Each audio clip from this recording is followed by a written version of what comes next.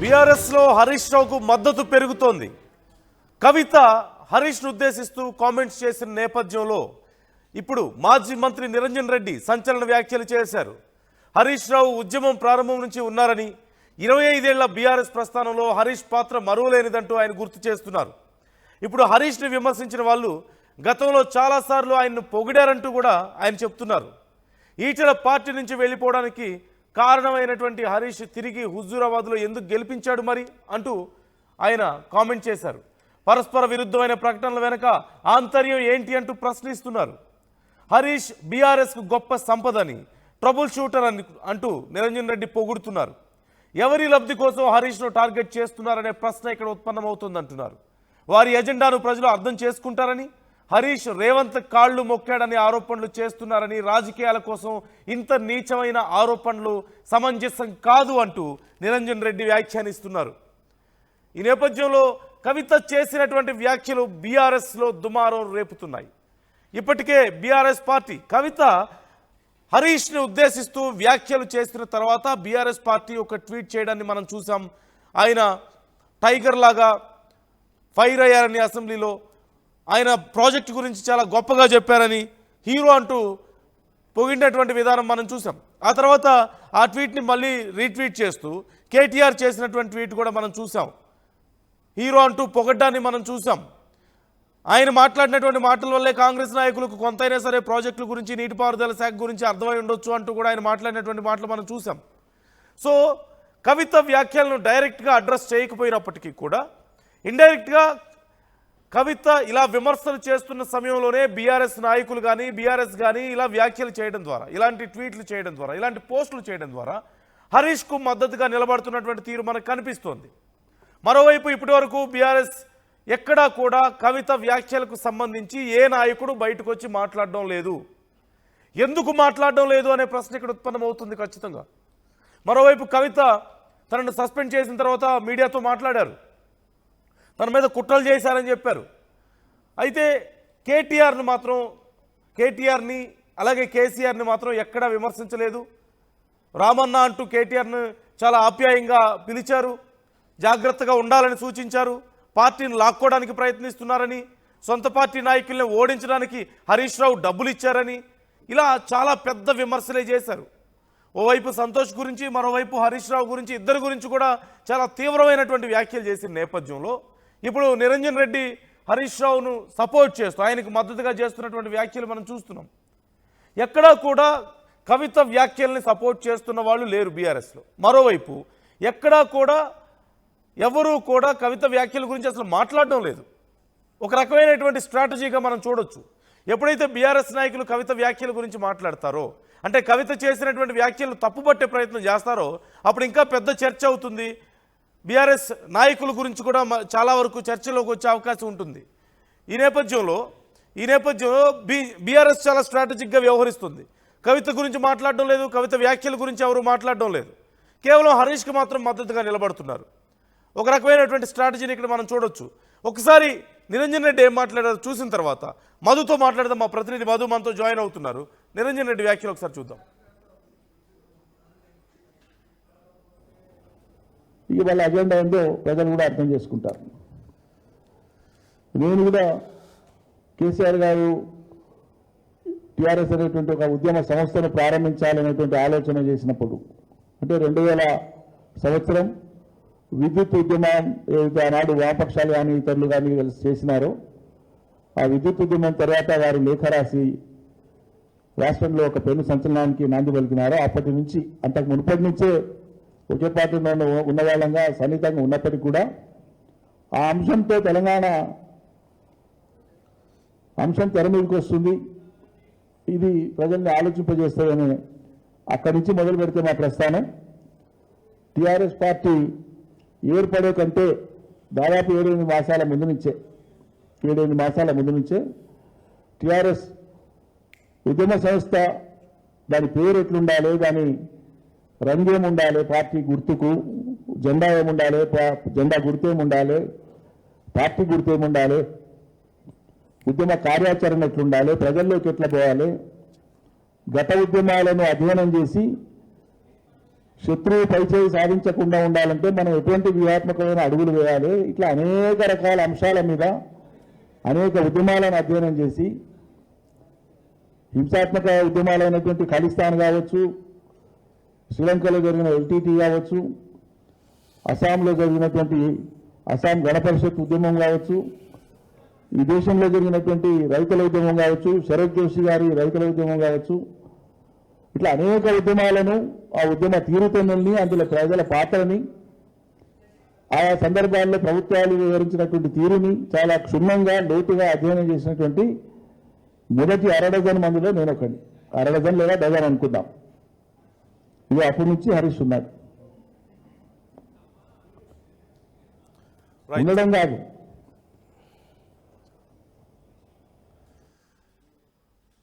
మొదటి నుంచి పార్టీ కోసం కష్టపడ్డ వ్యక్తి అని ఇలాంటి ఆరోపణలు చేసి దిగజారిపోతున్నారు మీరు అంటూ కూడా కవిత వ్యాఖ్యలను ఉద్దేశించి మాట్లాడుతున్నటువంటి మాటలు మనం చూస్తున్నాం.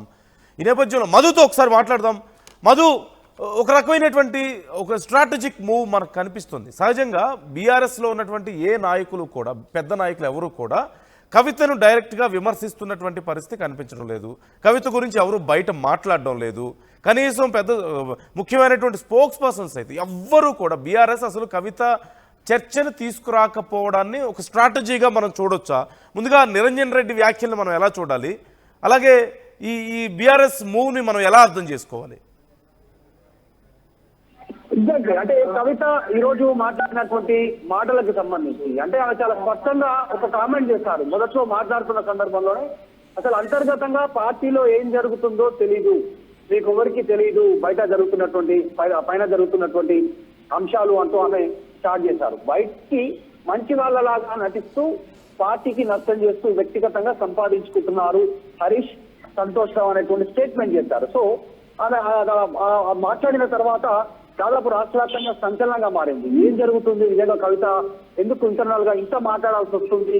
మొన్నటి వరకు ఏదో ఆధిపత్య పోరో, పదవుల పోరో, పేరు పంచాయతీ కోసమో అనుకున్నారు, కానీ అవన్నీ కాదు, అసలు పార్టీ లేకుండా జరిగే కుట్ర చేస్తపోతా ఉన్నారు హరీష్ రావు. ఆ కుటుంబ సభ్యుల్ని విడదీస్తున్నారు. ఈ రోజు నన్ను బయటికి పంపారు, రేపు రామన్నను పంపుతారు, తర్వాత కేసీఆర్ కూడా నిర్వీర్యం చేసి పార్టీని లాక్కోబోతా ఉన్నారు, పార్టీని చేజిక్కించుకోబోతా ఉన్నారు. దానికోసం బీజేపీ, కాంగ్రెస్ ఇద్దరితో సత్సంబంధాలు నిలుపుతా ఉన్నారు. ఫ్లైట్ లో హరీష్ రావు రేవంత్ రెడ్డిని కలిశారు, సమాచారం అక్కడ మాట్లాడుకున్నారు రహస్యంగా. తర్వాత ఈ సిచ్యువేషన్ రావడానికి కారణమే హరీష్ రావు అంటూ స్టేట్మెంట్ చేసిన తర్వాత నిజంగానే బహిరంగంగా మాట్లాడడానికి కాస్త నాయకులు వెనకడుగు వహిస్తా ఉంటే మాజీ మంత్రి నిరంజన్ రెడ్డి వ్యవసాయ శాఖ మంత్రిగా పనిచేస్తారు గత ప్రభుత్వంలో, అత్యంత సీనియర్, కేసీఆర్ కి అత్యంత సన్నిహితులలో ఆయన డైరెక్ట్ యాక్సెస్ ఉన్నటువంటి నాయకుల్లో నిరంజన్ రెడ్డి కూడా ఒకరు. ఆయన చేసినటువంటి మాటలు ప్రస్తుతం చర్చనీయాంశంగా మారుతున్నాయి. ఆయన హరీష్ రావుకు మద్దతుగా నిలబడేటువంటి ప్రయత్నం చేశారు. ఈ రోజు ఎమ్మెల్సీ కవిత మాట్లాడిన తర్వాత ఈ రోజు ఆయన హరీష్ రావుకు పూర్తిగా హరీష్ రావుకు సాలిడారిటీ ప్రకటించి ఆయన వైపు నిలబడే ప్రయత్నం చేశారు. దాంట్లో ఎవరినో మెప్పించడానికి హరీష్ ను బ్లేమ్ చేయడం అనేటువంటిది కరెక్ట్ కాదు. ఫ్యూచర్ లో చరిత్రలో అదొక నిలబడిపోతుంది, మనం నిలబడినటువంటిది మనం మీరు తీసుకున్న నిర్ణయం అంటూ కవితను ఉద్దేశిస్తూ ఆయన డైరెక్ట్ గా స్టేట్మెంట్ చేశారు. ఇంకొక అడుగు ముందుకేసి ఒక మాట అన్నారు.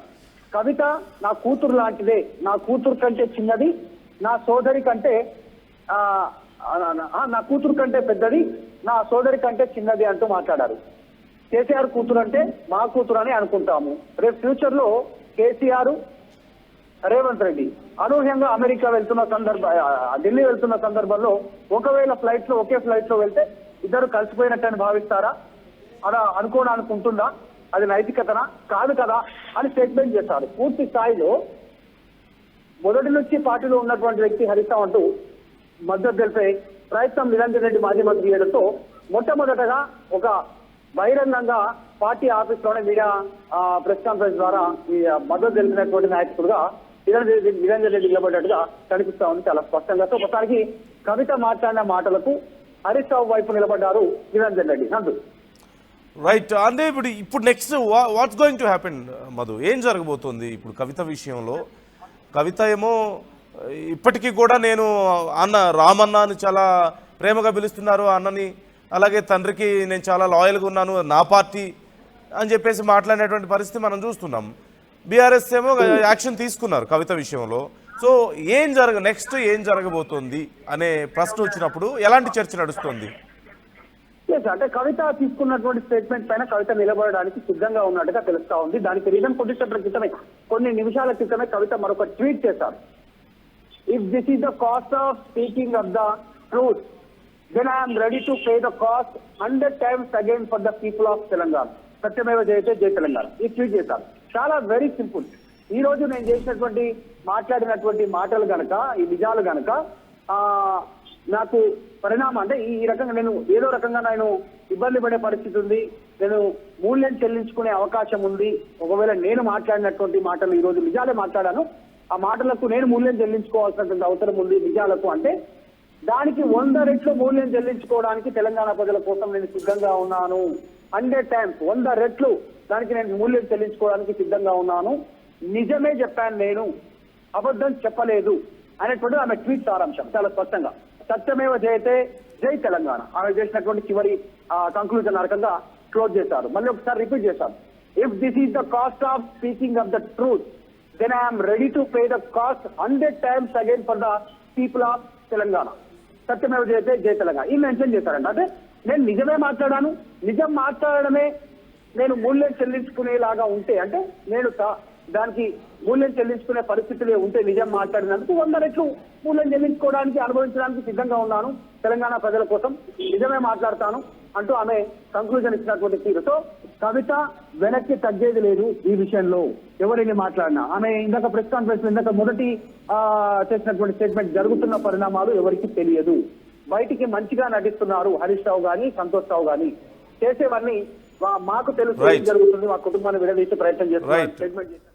Right thank you Madhu, thanks for the details. మొత్తం మీద కవిత విషయంలో ఇప్పుడు నిరంజన్ రెడ్డి మొత్తం మీద బయటకు వచ్చి మాట్లాడారు. ఇంకా ముందు ముందు ఎవరు మాట్లాడబోతున్నారు, ఏం మాట్లాడబోతున్నారు అనేది చాలా ఇంట్రెస్టింగ్గా మారింది. అయితే బీఆర్ఎస్ మాత్రం చాలా ఆచితూచి అడుగులు వేస్తుంది కవిత విషయంలో. ఎవరు పడితే వాళ్ళు ఇప్పుడు సస్పెండ్ చేశారు కదా అని చెప్పేసి ఎవరు పడితే వాళ్ళు మాట్లాడే పరిస్థితి లేదు. కార్యకర్తల దగ్గర నుంచి, స్పోక్స్ పర్సన్స్ దగ్గర నుంచి, పై స్థాయి నాయకుల వరకు ఎవ్వరూ కూడా కవిత పేరు డైరెక్ట్గా బయటకు తీసి మాట్లాడడం లేదు. ఖచ్చితంగా ఇక్కడ 2 కారణాలు కనిపిస్తున్నాయి. ఒకటి, మాట్లాడితే ఇంకా పెద్దదవుతుంది అన్నటువంటి భయమా, లేకపోతే కేసీఆర్ డాటర్గా కవితకు దక్కుతున్నటువంటి గౌరవమా? ఎలా చూడాలి? మీరేమనుకుంటున్నారు? నిరంజన్ రెడ్డి చేసినటువంటి వ్యాఖ్యల మీద కానీ, బీఆర్ఎస్ అవలంబిస్తున్నటువంటి విధానం మీద కానీ మీ అభిప్రాయాలు ఎలా ఉన్నాయి? కామెంట్ చేయండి, మీ అభిప్రాయాలు మాతో పంచుకోండి. మరొకసారి నిరంజన్ రెడ్డి వ్యాఖ్యలు విందాం.